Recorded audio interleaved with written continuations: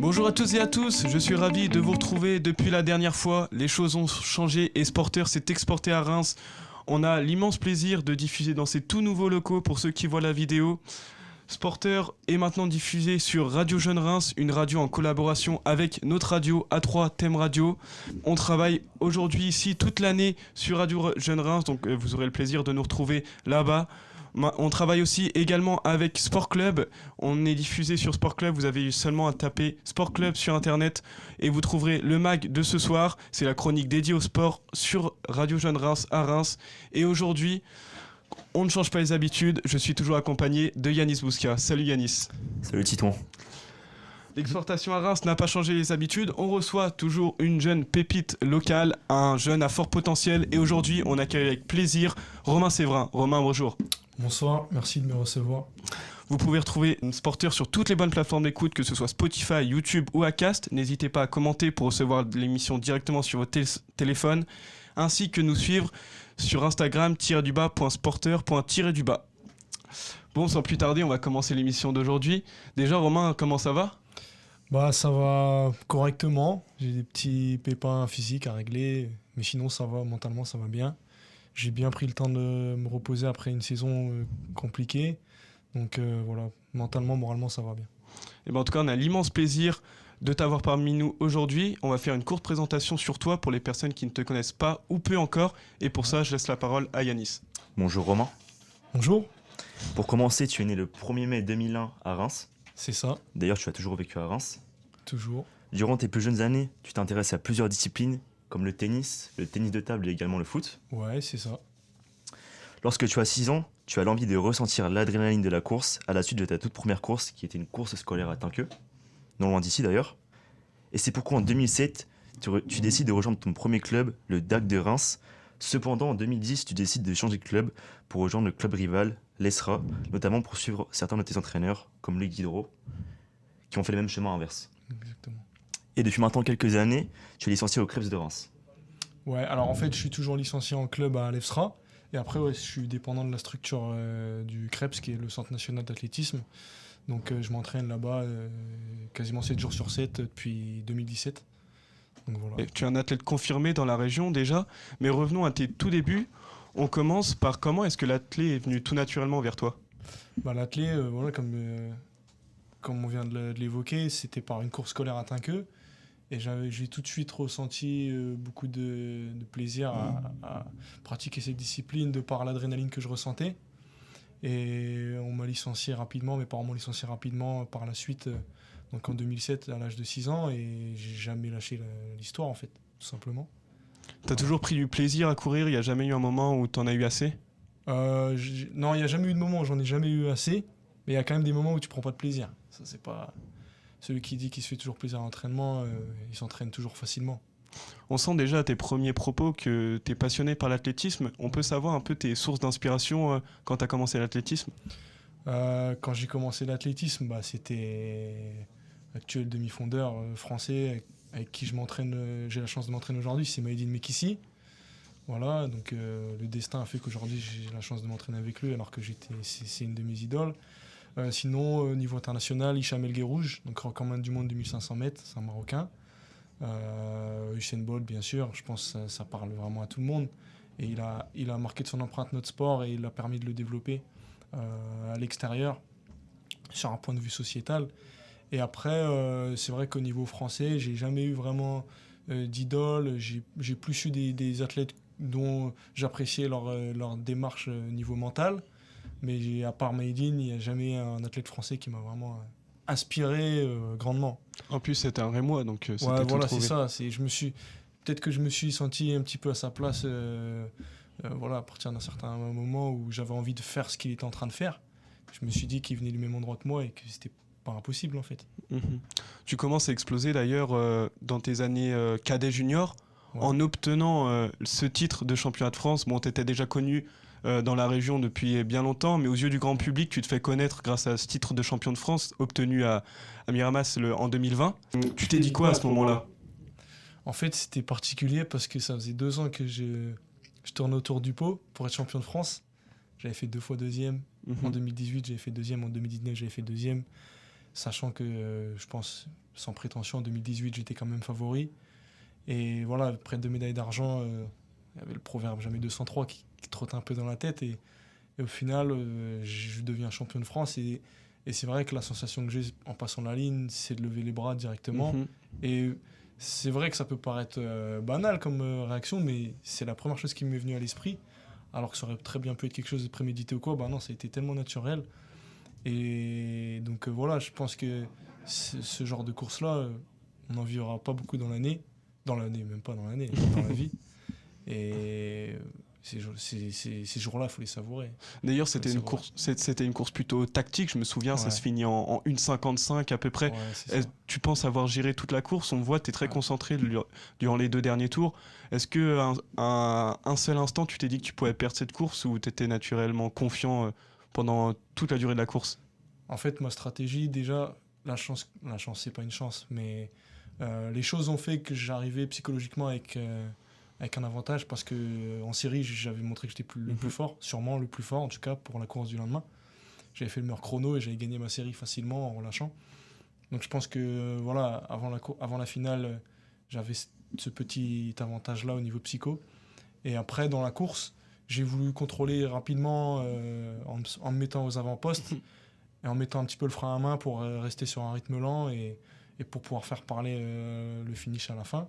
D'ailleurs, que on j'ai- voit, excuse-moi, d'ailleurs, Ouais. on voit qu'il y a une chute qui se produit durant ta course. On voit en plus celui qui est à côté de toi Ouais. tombe et fait tomber un autre concurrent. Là, à ce moment-là, tu restes focus sur la course. C'est pas de chance, c'était 2 frères jumeaux en plus. Et donc, ouais, frère Picard de Vendée.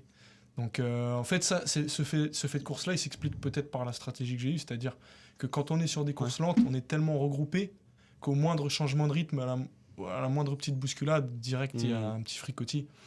Donc voilà, et moi j'étais devant, j'ai entendu un bruit, je savais qu'il y avait certainement une chute ou alors quelqu'un déséquilibré. Je savais qu'il y avait eu un incident, mais moi j'étais vraiment resté concentré. J'ai juste fait un petit hochement de tête vers la droite et puis après j'étais resté concentré parce qu'on était à 400 mètres du but, quoi. Donc il fallait rester focus. Est-ce que ce titre t'a permis de prendre conscience qu'il y avait une potentielle carrière professionnelle qui était devant toi ou c'est à ce moment-là que tu t'en es rendu compte? Je pense que je me suis rendu compte avant. Je me suis rendu compte en 2017 et j'en étais sûr en 2018. Et après, ce titre-là, je ne l'ai pas vu comme un déclic sur est-ce que je suis capable de réaliser certaines choses. C'était plus une consécration par rapport à 2 années où j'avais vraiment été performant et j'avais pas pu obtenir ce titre de champion de France. J'avais fait 2 fois vice-champion de France. Donc voilà, c'était plutôt réparer, pas une injustice, mais quelque chose qui devait se passer, je pense. C'était une consécration. Voilà, c'était une consécration, exactement.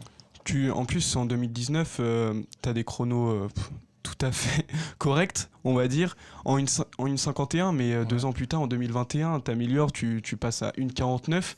Est-ce que c'est à ce moment-là, 48, 1,48, mais en 2021, 2022, 1,48, c'est à ce moment-là que tu te dis que tu as franchi un cap aussi?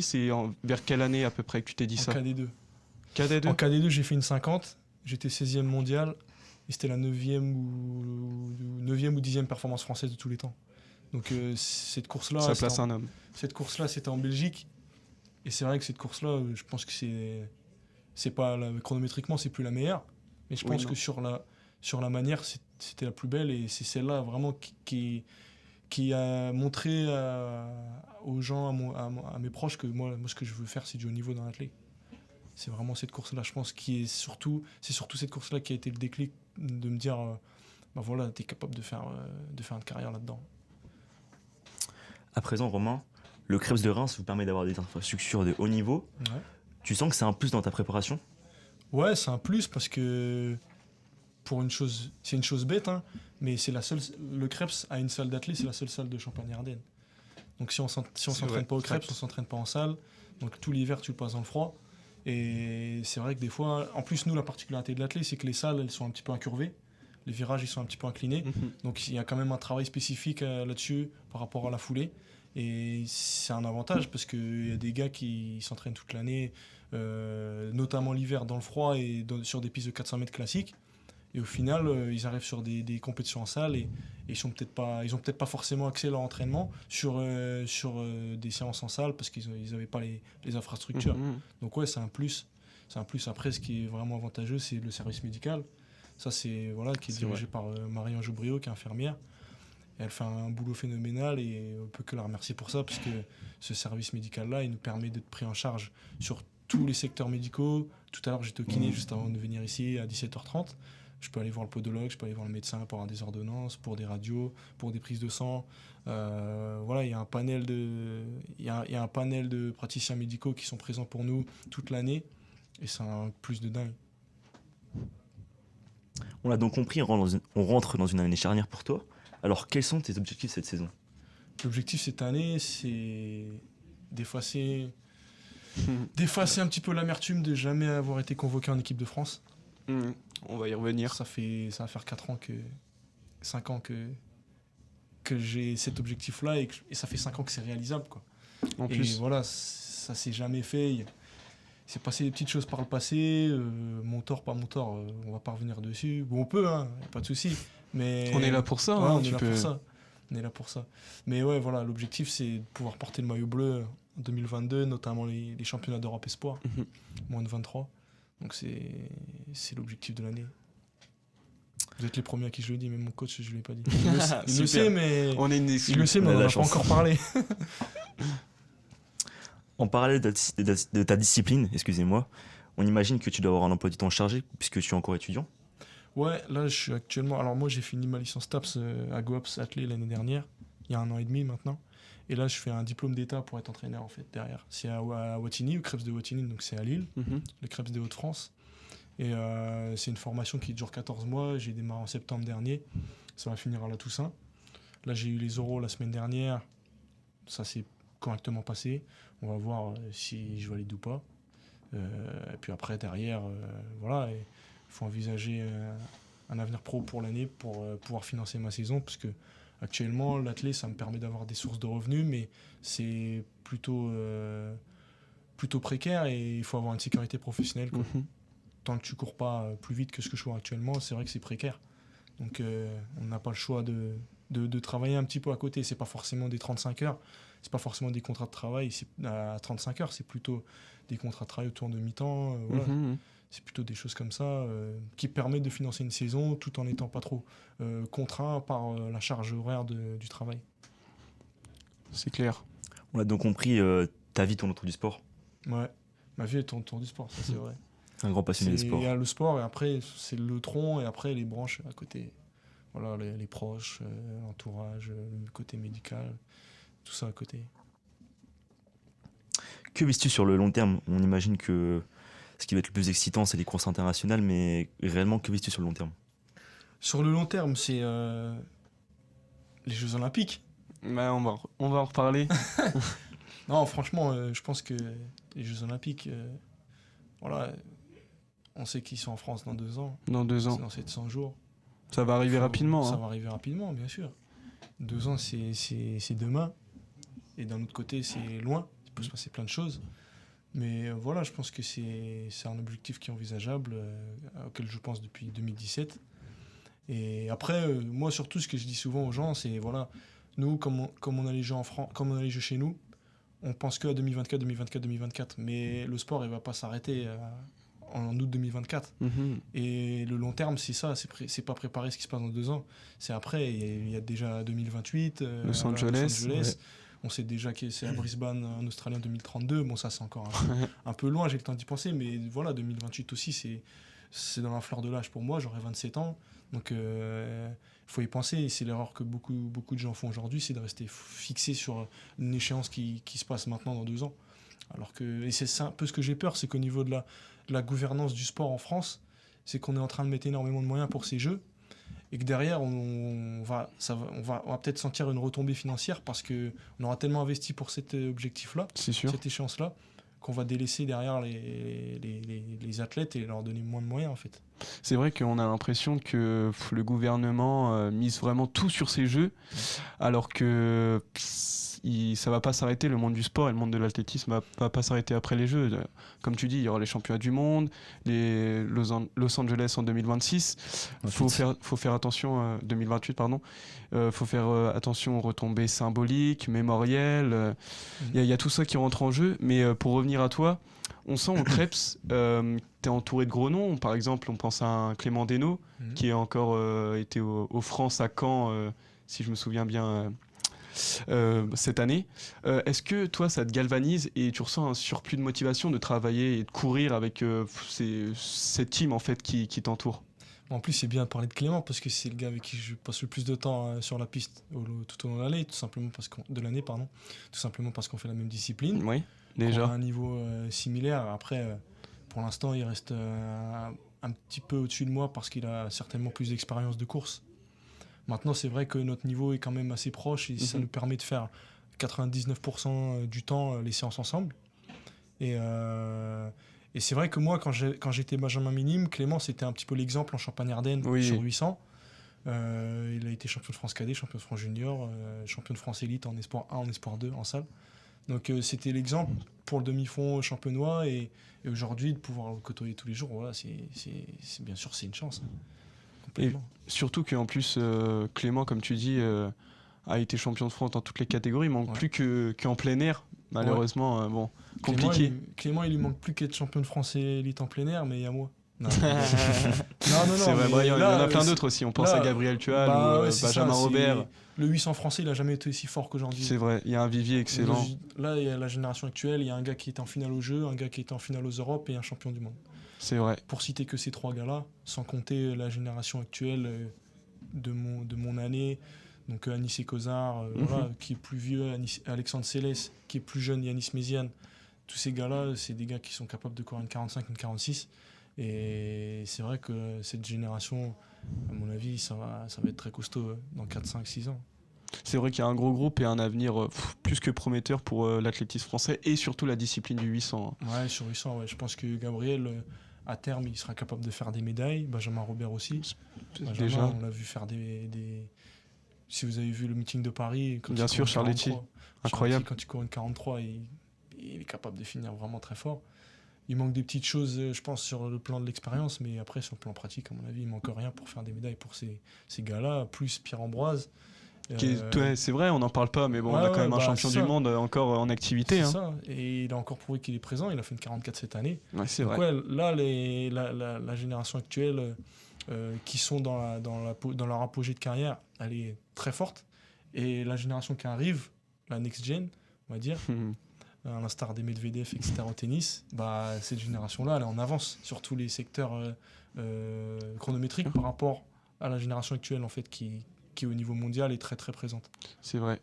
Quand on voit que un Europe gagne cette année au JO, et on sent que d'ailleurs la course au JO, oui au JO pardon, non, c'est championnat du monde, courir qui gagne. Oui, courir qui gagne au championnat du monde d'ailleurs dans l'Oregon, a permis justement à l'athlétisme français de voir qu'il pouvait enfin lutter contre ce plateau international. Ouais, c'est vrai. Et c'est surtout Pierre-Ambroise qui a débloqué ça en 2017. C'est sûr. Parce que le 800 mètres, c'est une des disciplines les plus denses en athlée.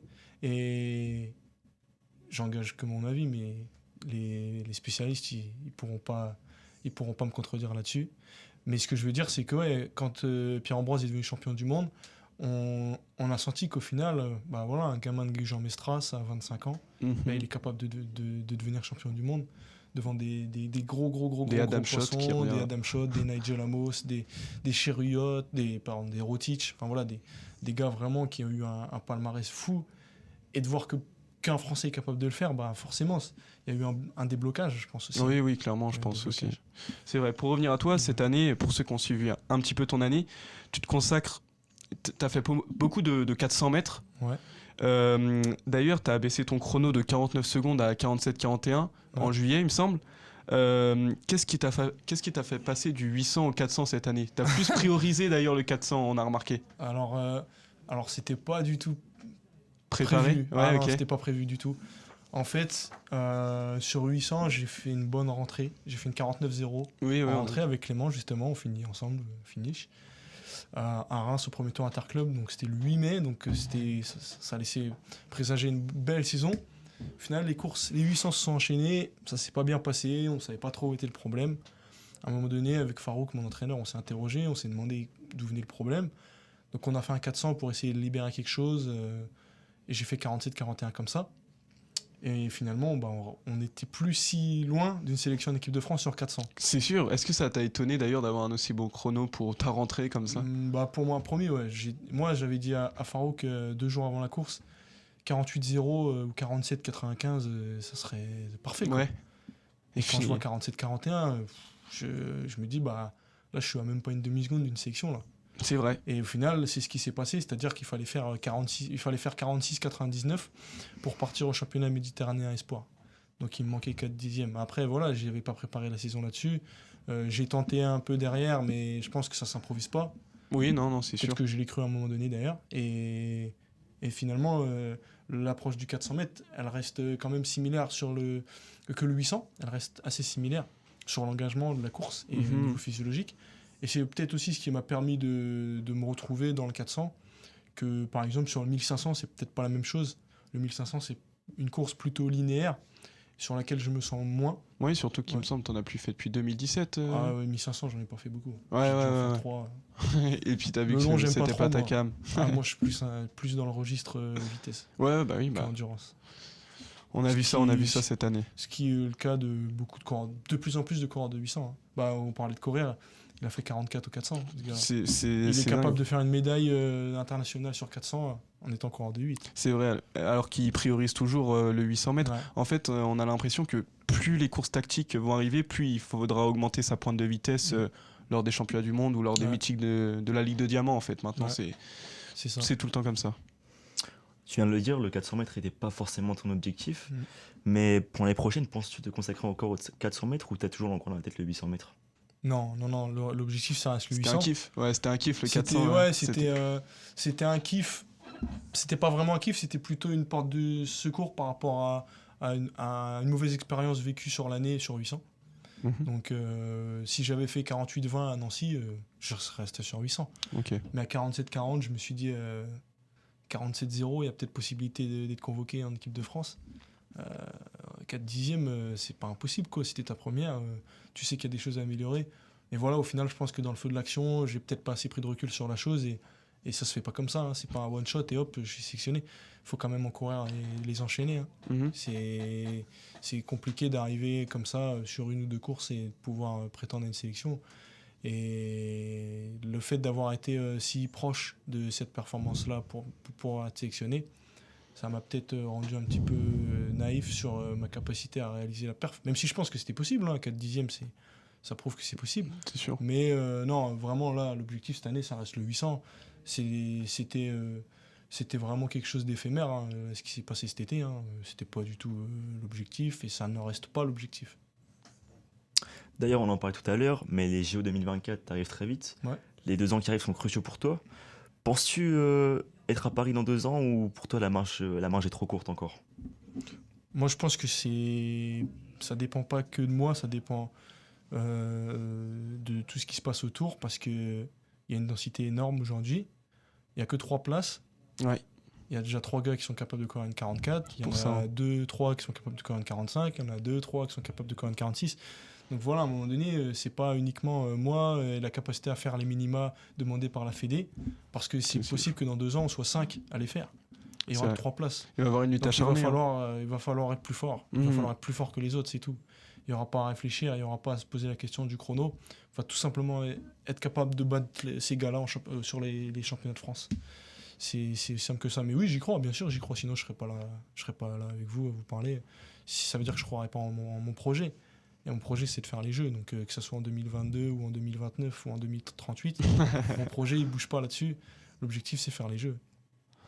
Bah là, on voit d'ailleurs que tu es déterminé pour les JO 2024. Mais est-ce que, comme on dit, tu viserais pas plus Los Angeles dans 6 ans? T'auras quel âge? T'auras 27 ans. Peut-être 27. que tu seras à ton apogée. Ouais. Là, à 22 ans, tu sais que tu as encore une marge qui te permettra de faire les JO dans 6 ans pour toi? Bah, en fait, ce qui est paradoxal, c'est que les Jeux ils sont à Paris dans 2 ans, mais C'est sûr. j'ai pas l'impression que c'est à ce moment-là que je serai le plus fort. Je pense pas. Ça m'étonnerait. À mon avis, je serais plutôt plus fort après, quoi. C'est pas à 23 ans que. Après, il y en a pour certains qui sont précoces et à 22 ans, ils commencent déjà à.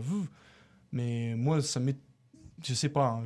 Je maîtrise pas mon corps. Hein. J'ai pas les tenants et les aboutissants du futur. Mais moi, je pense que derrière 2024, il se passera encore plein de belles choses. C'est vrai. On espère pour toi en tout cas. Ouais, c'est gentil. Et on voit d'ailleurs que depuis 2-3 ans, il y a eu un énorme changement dans l'athlétisme. Je sais pas Ouais. si tu vois où je veux en venir, mais Si, avec, si. Tu avec, parles de quoi? Des cuissards, non? avec l'arrivée de ces points de carbone, à plaques de carbone. Qu'est-ce que tu as à dire sur ce sujet, sur ce débat qui est un peu controversé selon les connaisseurs, les puristes, les spécialistes? Plein de gens ne sont pas d'accord là-dessus. Toi, qu'est-ce que tu as à dire? Est-ce que tu penses que c'est... tu es d'accord avec ça? C'est un progrès favorable selon toi? Selon moi, non.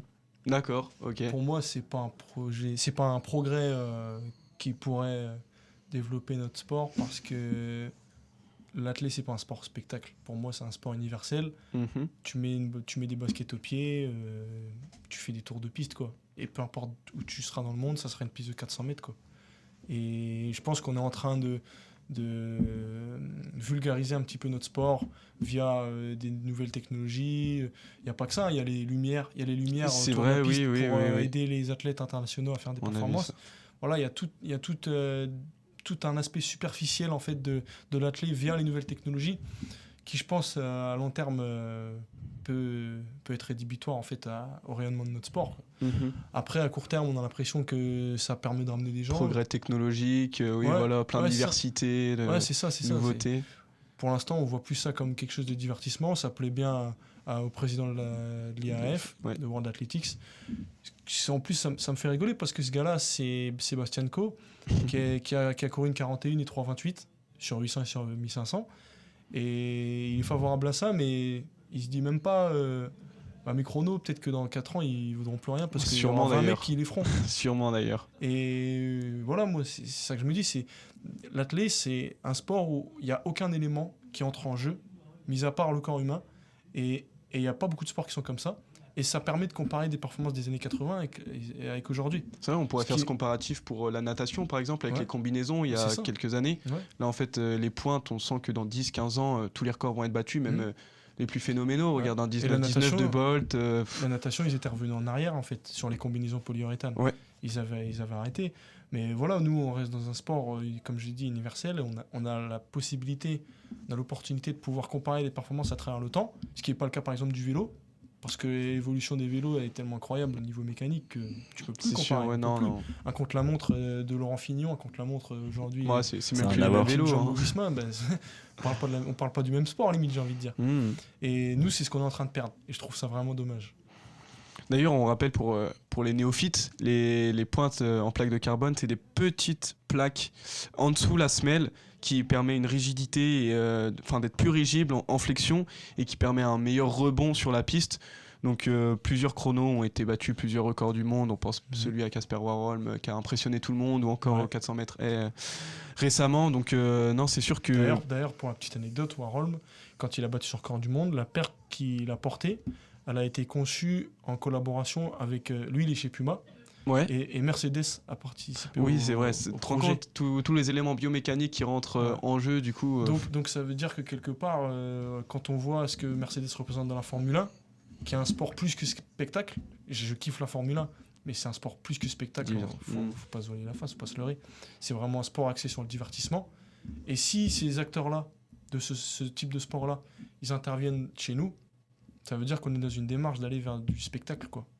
Donc ouais, pour toi, il faut revenir à l'ancien modèle de Bah, l'athlétisme. moi, je trouve que c'est dommage de plus pouvoir comparer les performances d'antan. Après, voilà, les gens ils vont me dire ouais, mais Romain, il y a 70 ans, on courait sur cendré, aujourd'hui on court sur tartan.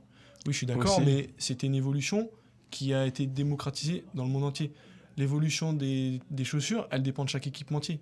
Donc il y aura pas d'équité en fait. D'ailleurs, pas en parlant d'équité. d'équipementier, toi, Ouais. tu es sponsorisé chez ASICS. C'est ça. Et ce qui est drôle, c'est que ASICS a créé la première basket running Ouais. avec les semelles en carbone. Déjà, est-ce que tu les as? Ouais, les Ok. Metaspeed, ouais.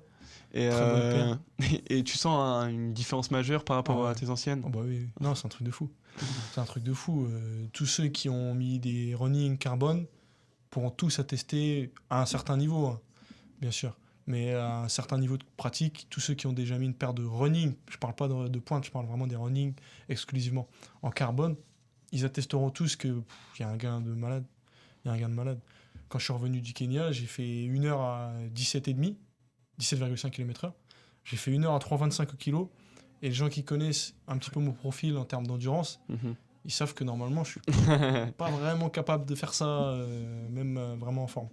Et là, je l'avais fait vraiment avec de l'aisance. Et voilà, c'est particulier. Après, sur les pointes, je pense que c'est encore un débat plus complexe parce que ça dépend vraiment de la pose du pied de chacun. Aussi, oui, c'est vrai. Les pointes, c'est vraiment une affaire de goût, à mon avis. C'est vraiment en fonction de la manière dont chacun exploite ses jambes quand il pose le pied au sol, la manière dont comme on le disait, dont il procède à sa flexion de pied, la manière dont il rebondit, l'impulsion, etc.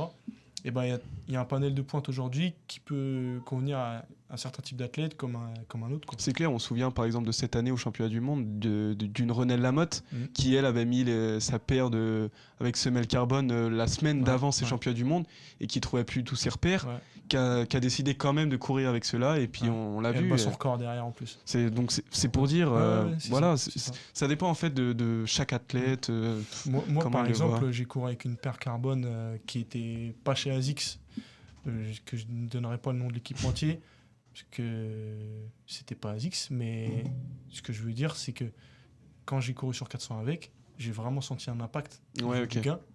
Mais par contre, chez le 800 mètres, j'ai pas vraiment senti de différence en fait. D'accord. Et j'avais l'impression que c'était une paire qui était vraiment axée sur le dynamisme, donc la capacité à mettre beaucoup de cadence, à envoyer le pied vraiment vite au sol et de le renvoyer dans l'air très rapidement aussi.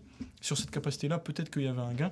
Mais après, sur des courses un petit peu plus au train, comme on appelle les courses de demi-fond, même si le 800, c'est pas vraiment au train, et peut-être qu'on ressent un peu moins le gain et ça un petit peu...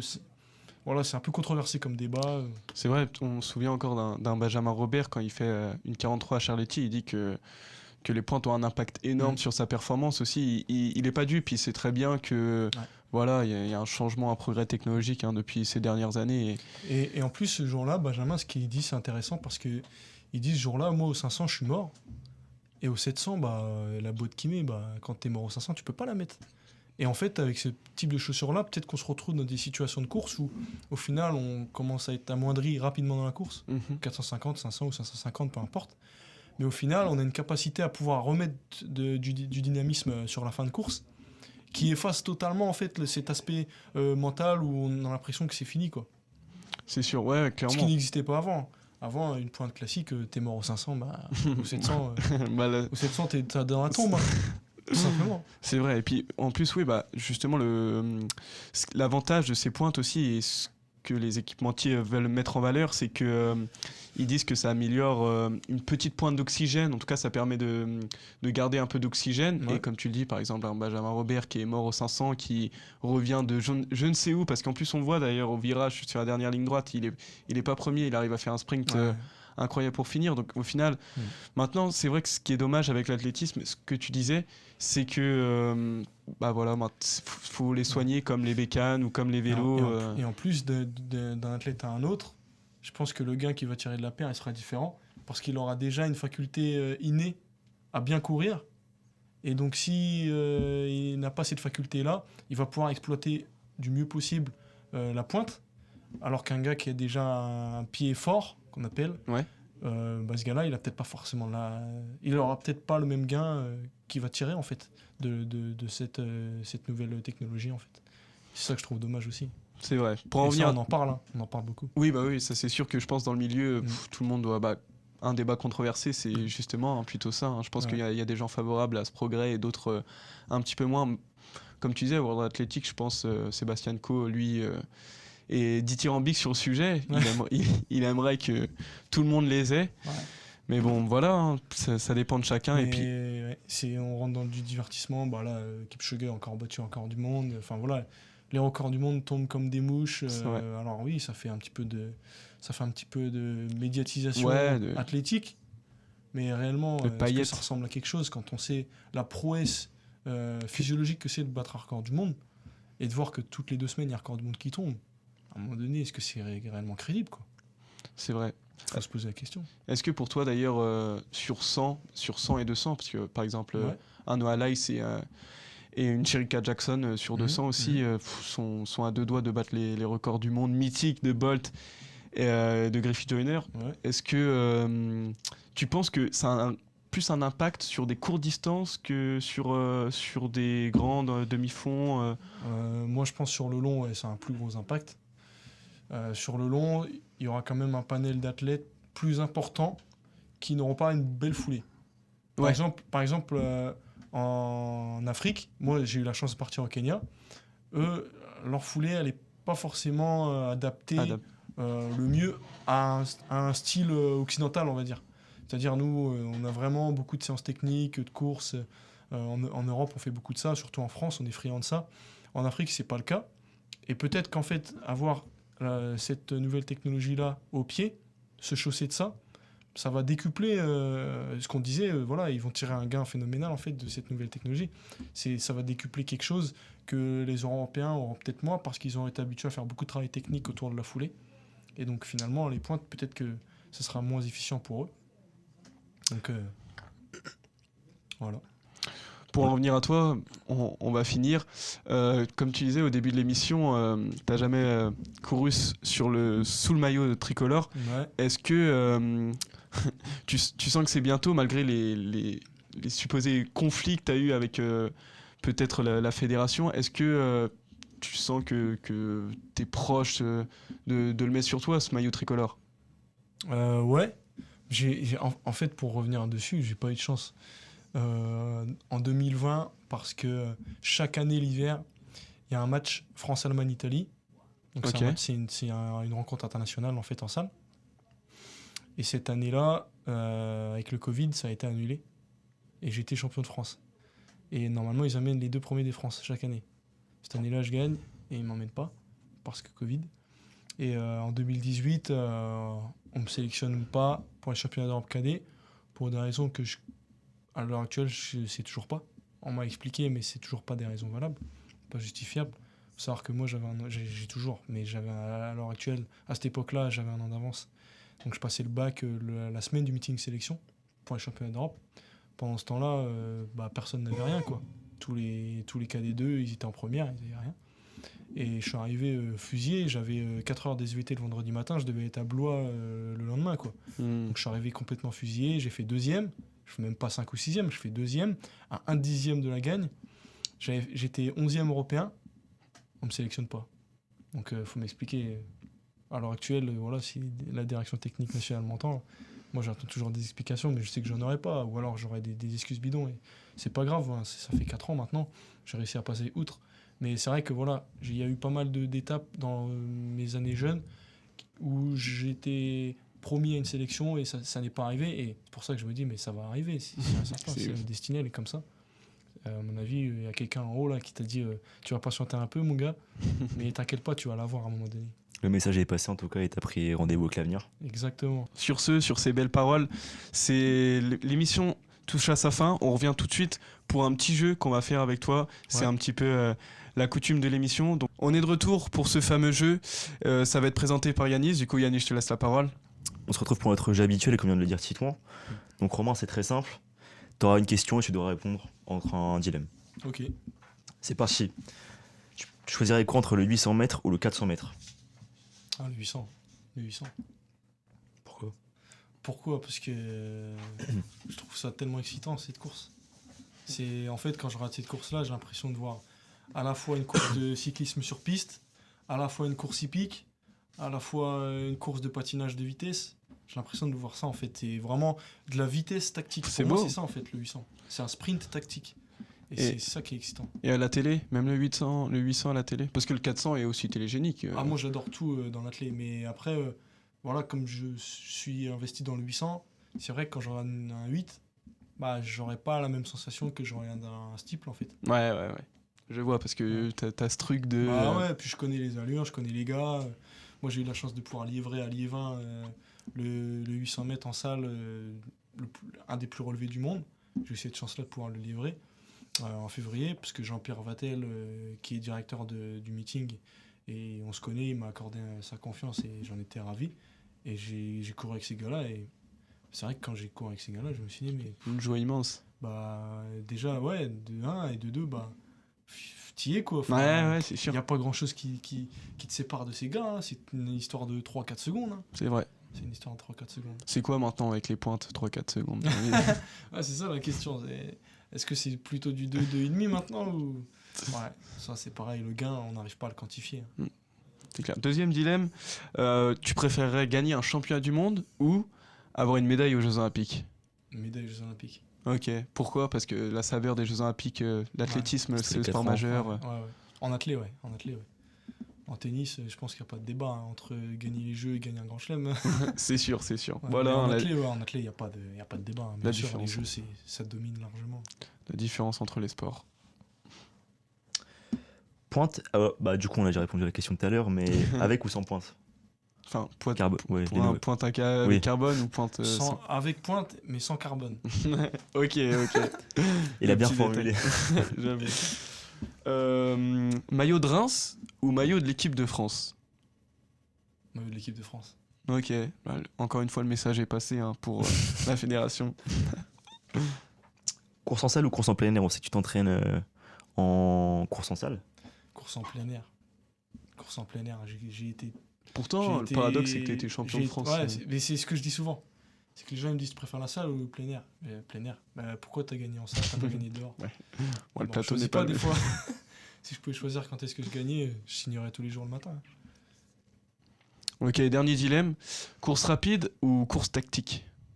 Ouais, course tactique. Hein. Course C'est ce qui tactique. caractérise notre discipline. De toute manière. C'est ce qui caractérise le 800. Hein. C'est course rapide, oui, mais course rapide, ça apportera pas grand-chose sur des championnats. La plupart du temps, c'est tactique. Hein. C'est rare une course rapide. Après, en championnat, ça peut arriver, mais il y aura toujours cet aspect tactique, même si ça va vite. Hmm. Et ce qui fait que des fois, on est capable de battre son record dans un championnat. Parce qu'on a tellement posé le cerveau par rapport à un aspect chronométrique qu'on pense que à la gagne, donc on pense que à la place. Et au final, on est sur des erreurs phénoménales, mais on s'en rend même pas compte parce qu'on a envie de chercher cette première ou deuxième ou troisième place plutôt que de ce chrono. Parce que des fois, quand on cherche le chrono, on se crispe un petit peu. Puis le problème de nos jours, c'est qu'on retient que les chiffres peut-être et pas la façon. On est trop sur les statistiques aujourd'hui. En athlé, on est de plus en plus. Bah, déjà, les nouvelles technologies le montrent encore. C'est une affaire de chrono, hein, c'est pas une affaire de tactique. Hein. Carbone, pas carbone, les courses tactiques, il y en aura toujours, mais c'est pour une évolution chronométrique qu'on le fait. Donc ouais, bien sûr, on est de plus en plus sur les stats, mais dans tous les sports. Hein. Mm. Aujourd'hui, dans le foot, on met énormément l'accent sur le nombre de buts, le nombre de passes décisives, mais au final, dans le jeu, ça veut pas dire que quelqu'un est moins bon qu'un autre. Hein. Et à l'époque, c'est pas comme ça qu'ils étaient capables de raisonner. Sur ce, c'était Romain Séverin sur Sporteur et sur Radio Jeune Reims et Thème Radio. Merci de nous avoir écoutés. On se retrouve dans 2 semaines pour un tout jeune espoir sportif. Et Romain, on te souhaite plein de bonnes choses à l'avenir et que tu portes enfin ce maillot de l'équipe de France. Bah, c'est gentil, je ferai une dédicace si je suis sélectionné en 2023 alors. Merci beaucoup, bonne soirée et à la prochaine.